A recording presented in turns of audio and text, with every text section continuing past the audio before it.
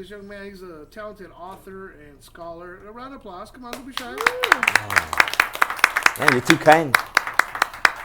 I'm so glad to have him on here, James. And tell us, James, what you been up to, man? You got that black on. You got the professor all wound up, man. Yeah, he's teaching me some history. Well, he's gonna do some human sacrifice after the show. So. Oh, no. Hope it's not me. Anyway, this is the new book that I'm working on. This is the cover. I'm still not done with it. I'm maybe halfway done. You're gonna have to hold it up over there to the Denise cam. Cut And over the Denise cam here.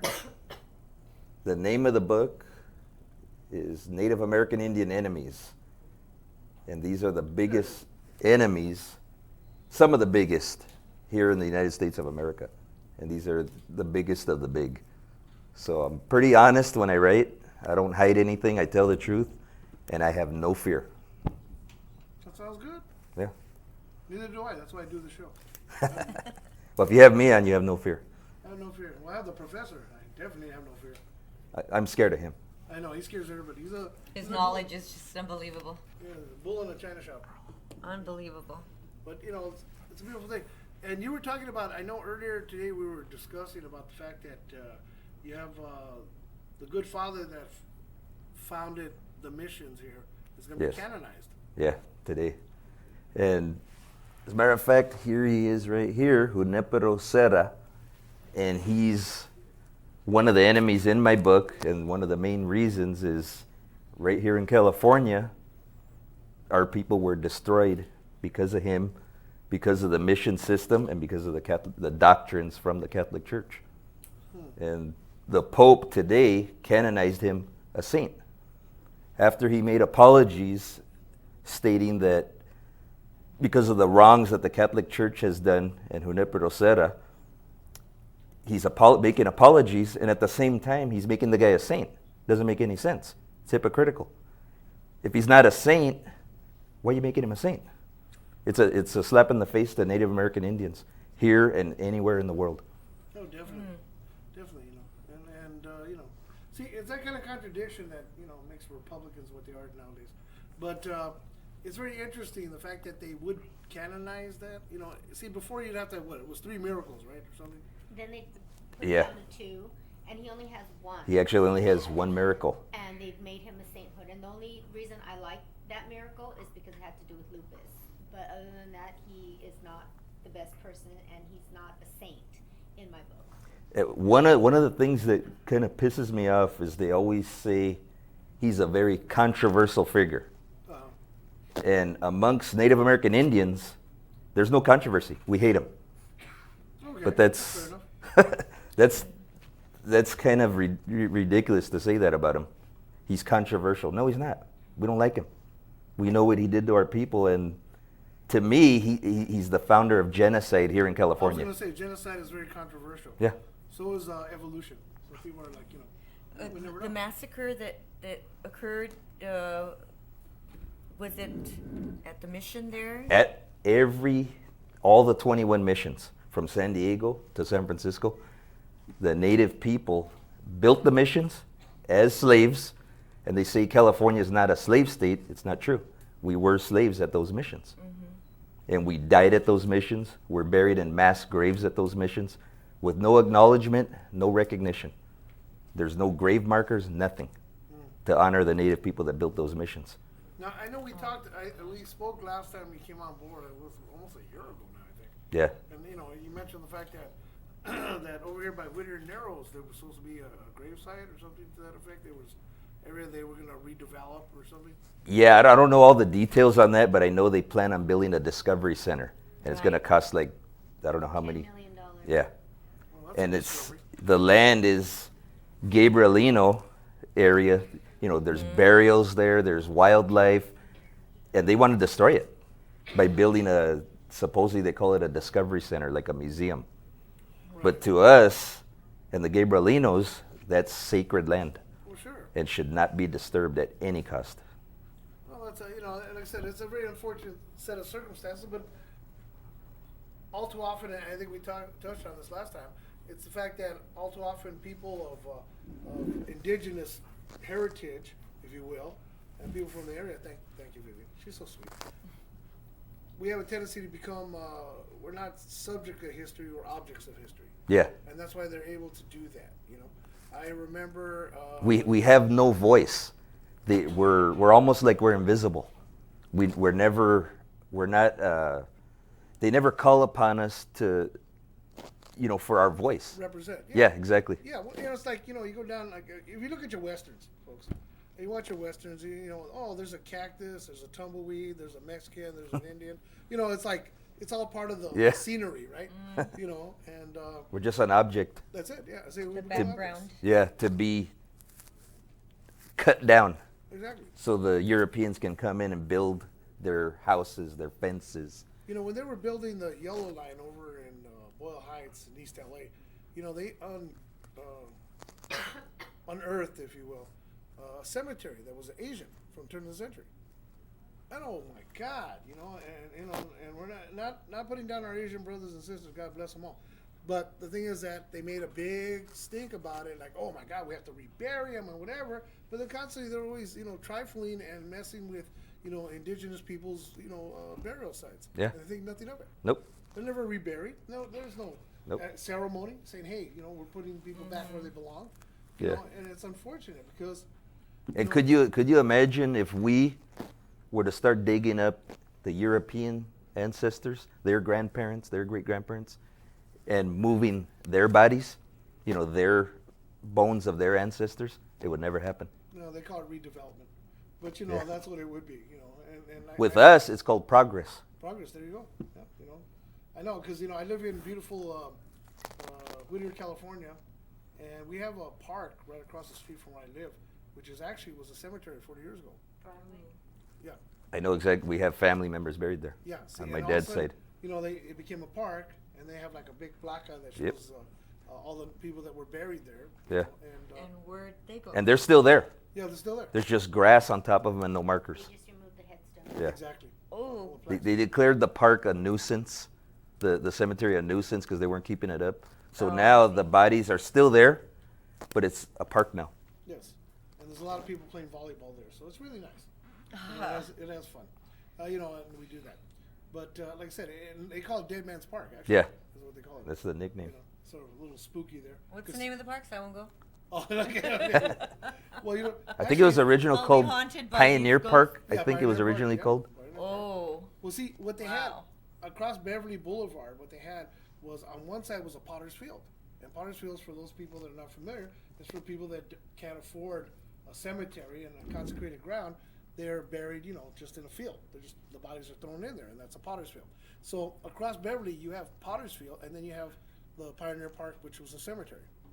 So, and there's a lot of spooky stories, and now we're going into Halloween. So stay tuned, folks. And but they talk about that, and see, and unfortunately, when you have situations like that, people have to be able to respect because we live in a generation where everything's so disposable, and unfortunately, human beings are disposable too nowadays. Yeah. And so what they do is they don't acknowledge that, and when you deal with the indigenous people from the communities out here, it's best left unsaid because you don't want people to know. Because if you cut off people, you cut them off from their history, you cut them off from their heritage, cut them off from their religion, from their music, their culture. Yeah. Hey, you colonize them, and Yep. that's it. And that was the purpose of the United States government with us, with the reservation system. It was they were created to confine us, to destroy us, to erase us of our history, so we have no knowledge of our languages now, our history, and they don't talk about it. They don't teach the young kids in their educational system. They don't teach them Native history, Yeah, well, of course. so it won't continue. Well, that's why they call it history, right? His story. Yeah, I call it mental genocide. Well, yes, it is, and it is. See, that's why we were so blessed having this young rapper up here coming up with Carmelo because there's a history there. See, and that's our role, and I have to say it as what we do on our channel is to promote Yeah, what the history is, bringing yourself up there, bringing other people, so we have that connection, we have the connect, and I teach this to my kids when I work with them. There is a disconnect, and if you disconnect long enough, you don't exist anymore. yeah, exactly. See, a lot of people they don't even know. I mean, You have to have a voice. Like I have to have the opportunity to come up here just like anybody else. I have to have the opportunity to write my books. Right. without fear of being persecuted, without fear of being beat up or challenged. I have to have that freedom. Without freedom, we're nothing. Well, it's an interesting thing. And he's bringing up a very interesting aspect to that because with the advent of Straight Outta Compton, and that becomes like the big That was catchphrase, and everybody was all in love with it and going crazy. It brings to mind a lot of the kids don't realize that our culture, okay, and I'm talking like I'll call it Chicano culture, and a lot of people don't like to use that phrase any longer, but we've had a lot of people that have created trends like the Zoot Suits, for example. A lot of people don't realize that, and I used to ask my dad. I go, what was the big deal about Zoot Suits? He goes, you know what? It's because we couldn't afford new clothes, so a lot of stuff we had was like hand me down, whatever. It didn't fit. Yeah. It was baggy, so they fixed it up, put a feather in the hat. Hey, you're good to go. Yeah. Same thing with the lowriders, right? We couldn't afford new cars, so we tricked out the old cars. And part of that is pride. Exactly. And that's part of saving your culture is pride. You have to be proud of yourself. Like me, I'm proud of my native heritage, and I know I'm also part white. I'm not just native. Yeah, I and saw I'm your part, socks. I'm part Mexican also, but I try to teach younger kids to know their history, their Mexican history, their native history, whatever it is, so they don't lose it, and to be proud of it. Don't be afraid to tell people about it.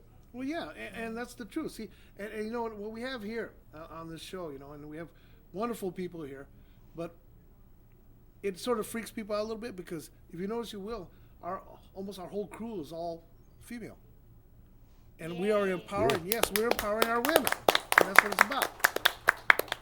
I'm proud of my fantastic, beautiful co-hostess. This is her anniversary, and to me, she is the creme de la creme of our cultura. She's a singer. She's beautiful. And I She's have got a heart. hidden in me too.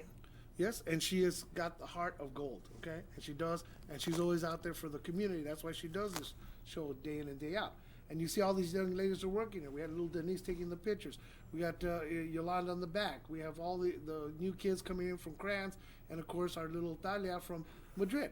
We are empowering our women because that's part of our culture as well. That is the root. That is the Mother Earth of our society. Yeah, you're See? right. And a lot of times that's forgotten. It's just left by the wayside, and people don't realize that. That they are. What Yeah, makes it up. in the society, in white society, it's patriarchal. Right. Native society is matriarchal. That's right. Without your women, there's no birth. Yeah, we wouldn't. It be here. ends. We wouldn't be here, or half of us in divorce court. But but we're very grateful. Hi, Mija. See, we have a young lady from Crans. She just started with us this week. Let's give her a round of applause because she came All in little late. angels. See? And they're stepping up. So And Arturo, I wanted to ask, do you mind if I read a couple quotes by Junípero Serra? No, please. I'd love to. Hear Okay, this is I would like for you to introduce the beautiful woman next to you. this is my girlfriend Donna Galvin, a round of applause, please. Hello, Donna. and she's wearing purple not in support of lupus, but to teach people about lupus, and she likes his shirt also. Thank you, Robert. Yeah. Robert, let's get Robert. Robert's a trendsetter. We love him. Yeah, I was curious about the ribbon, and Yeah, purple ribbon symbolizes lupus as well as other diseases, but my main goal right now is lupus. I've had lupus since I was 12 years old, and I do a walk every year. It's actually coming up this Saturday. I do a walk for the Lupus Foundation of America. It's called Walk to End Lupus Now. And so we actually have a team, and we have about 12 members, and we all fundraise and try to raise as much money as we can for lupus. Tell them the name of your team. Our name of our team is Team Tatanka. Thank you. Because we are in love with buffaloes, and we think they're very sacred animal.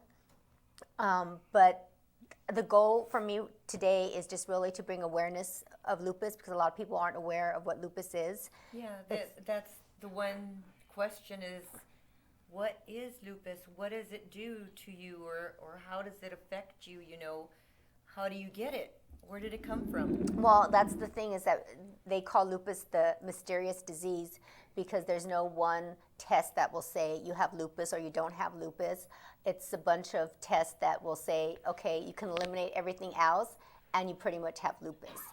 Lupus is an autoimmune disease that basically attacks the body and stuff. So basically something goes haywire in your system, and instead of knowing that there's good genes and good antibodies, it attacks them and it over-attacks. So you come into a flare, and it just basically overreacts to anything that may come into your body. And the other thing with lupus is that it can attack any organ in your body. So I have kidney issues and I have lung issues. But some people may have heart issues, some people may have brain issues. I mean, it can affect so many different parts of the body. So that's also what happens, is every person who has lupus will have something different about it and stuff. So some people won't have any issues with their kidneys, but then there'll be people who have issues with their kidneys. And so it really is a cruel disease, and there's no real cure for lupus. Now with medication, it can be treated, but it's sad because there's only one drug that is designated for lupus. Most of the drugs that I take were researched and used for different things like cancer and other stuff, and then they're like, okay, well, let's see if it works for lupus. And a lot of times, through my insurance, a lot of times it's hard because they won't approve the drugs because it's not actually for lupus. They're experimental drugs. They're experimental. And so I have to fight with the insurance company, and my doctors have to write letters and whatnot, and then 6 months later I can get the drug.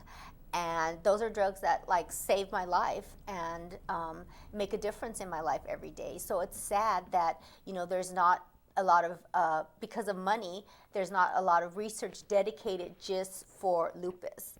But because of the Lupus Foundation and because of the research and stuff, it is getting more known, and so of course more money is coming to it.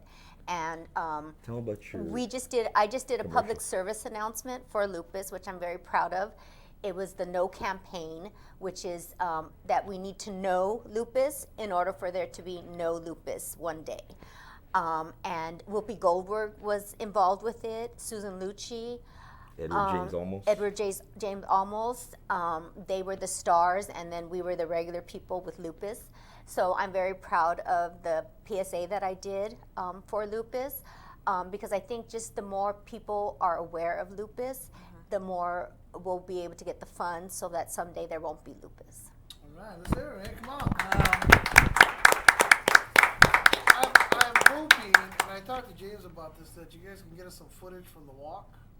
So we can Definitely. run it. Oh, And- definitely. And if you can get us, if there's some way in heaven that we can get a copy A of it. video, not just pictures. Well, yeah, the video, but Video. also the PSA. Okay, There's a way to we get can attention. definitely get that Yeah, too. it's on YouTube, Okay. and it's also on the Lupus Foundation's website. But I could definitely get that to you. There was 8 different commercials. Right. Some are 2 minutes, 1 minute, Right. 30 Well, so we seconds. can run and what. it out because Eddie James is a good friend of mine, and I know he's always a stand-up kind of guy when it comes to good causes. you Right. know. And I had mentioned earlier that my good friend Lisa, she is gonna have an operation. She has lupus, and they're gonna reconstruct her neck. Pobrecita. They're gonna going through her front of her neck, and they're gonna redo all the bone structure for her. Right. And so she's gonna have to go through that. And right now she's in the hospital. So I'm gonna go visit her in Bakersfield next month, just to touch base. And she jokes. She has a good sense of humor. Right. She was a former Budweiser girl, so beautiful lady. And she goes, you know what? Well, it's October, so at least I'll look like Frankenstein. 'Cause she's gonna be all, Right. reconstructed, right? I said, hey, I go, just put a little sign that says "as is," okay? And we'll take you. She's a good lady. But it's important. And like I said, I lost a very dear friend, Renee, who was really a good friend, a cousin of my good buddy Manny Cano, and she was gone. She was gone, and it was. I wasn't aware. A total ignorance, right? And I didn't realize what she was going through because she played it off. She was cool. And one thing, you say. Nobody thinks that she's sick. I'm about Nobody. to say. She goes, us ordinary people, but you're extraordinary. Well, that's You're what I not- think, but No, seriously, because it's phenomenal. Yeah. Because you chug along. and that's another thing about lupus. Like a lot of people don't look sick, but inside, you know, their body's attacking itself, and it's attacking an organ, or it's attacking, you know, a lung, a kidney, or a heart, or whatever may be the case. So, you know, that's why people think, oh, well, you don't look sick, so you can't be sick. Well, yeah, I can be sick. I mean, I take 10 medicines a day just so that I can look like this. But that's not good either, because what is the medicine doing to my body and stuff? Right, But at the it's same always- time, Side effects. you know, I have to, unless, you know, I wouldn't be here or whatever. So it's a balance that you have to do and stuff like that. And I try to keep a positive attitude, because what can you do? Right. You know, I don't think God gives us challenges that we can't handle. And so obviously he felt I could handle it. And that's why I try to do as much, you know, I wear my buttons every day, and it's conversation piece. I go to the market, I go to wherever, and, you know, someone will ask about the ribbon, or someone will ask about the button, and I'll educate them, because I really think education is the key. You know, so many people aren't, they just don't know about it. So therefore it doesn't affect them. And, you know, we need to get them to start being affected by it, you know, because, you know, I don't want to say anything bad about cancer, but breast cancer is just so out there. You see it everywhere, the pink ribbons, the whatever, and I envy them that someday it'll be purple ribbons everywhere that we go. Sure. And it's not just a female disease. Men also get it. It's 90% women, and I was it's, going to say, because, you know, I only hear women. yeah. But And actually, it Men affects can. if it affects Hispanics and other minorities disproportionately, and that's one of the things that I wanted to bring to people's attention, is that, you know, in this community, obviously we have a big Hispanic community, and I think that they need to be aware that it can affect them. And, you know, the problem, like I said, with lupus is that we don't always know that it's lupus. You know, a lot of times it takes, I think the average is 6 years to diagnose a case of lupus, because you basically have to rule out everything else. Like, oh, you don't have this, you don't have this, you don't have this. Okay, and basically I think they have 10 tests right now, and if you show positive for 4 of them, they basically say you have lupus. But that's the thing, you know, you go to doctors and they think you're kind of crazy, and they think, oh, you really, you know, aren't that or whatever.